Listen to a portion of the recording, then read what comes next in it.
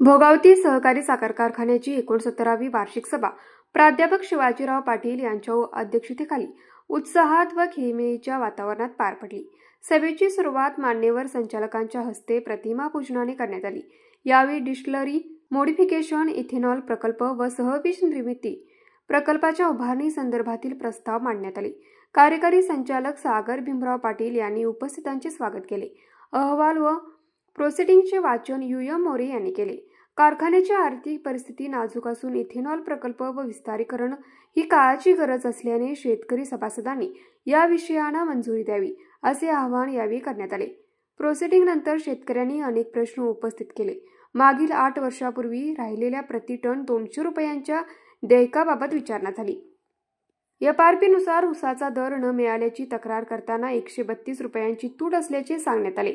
मागील गळीत हंगामात सुरुवातीच्या 17 दिवसात वजन काटा पासिंग न केल्याबाबतही नाराजी व्यक्त करण्यात आली।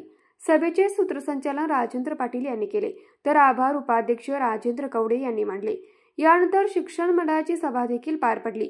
यावेळी विरोधी संचालक धैर्यशील पाटील कौलवकर यांनी मिळालेला निधी योग्य वापरण्याची व संस्थेच्या टिकाऊपणाची मागणी केली। प्राध्यापक जालेंदर पाटील यांनी सभागृहाला गांभीर्याने विचार करावा, कारखाना कर्ज वाढत आहे याचा विचार करून अलिबाबाची गुहा हा समज बाजूला काढावा असे आवाहन केले। वार्षिक सभेसाठी राष्ट्रवादीचे नेते राहुल पाटील, गोकुळ माजी संचालक PD धुंद्रे, माजी व्हाईस चेअरमन विश्वनाथ पाटील यांच्यासह शेतकरी सभासद उपस्थित होते। न्यूज मराठी 24 साठी निरंजन पाटील, राधानगरी।